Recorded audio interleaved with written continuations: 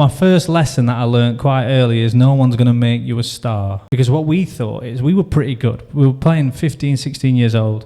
We were very good musicians for our age.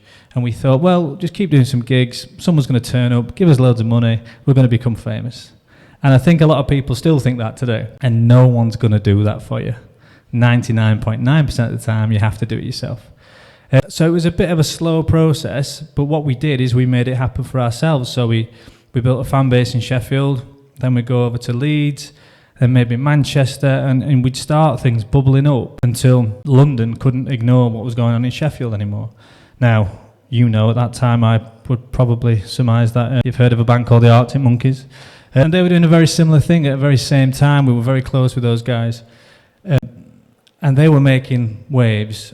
And all of a sudden, because I remember we used to do gigs together in now defunct Grapes venue or the Boardwalk, and I can remember walking with Alex Turner, this must be 20 years ago, maybe a bit less, after soundcheck for a McDonald's or something, and he was a bit like, oh, you know what, I'm not sure I can do this anymore, I don't think this is going anywhere. And he, I might go and do an English degree or something. I'm like, no, stick it out, I think you've got something. But even he, at that point, was disillusioned with the process because no one's going to come along and do it for you. And what we did at that time is we made enough noise and made it impossible for people to ignore us. And I think sometimes you can just sit on your hands and expect, well, we're good. We'll just sit here and wait for it to happen. And I think something I learned from that period of my life is just go and make it happen. Go and do it for yourself.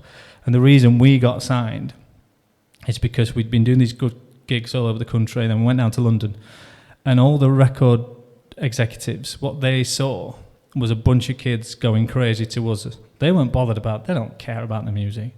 They were just stood there at the back like that.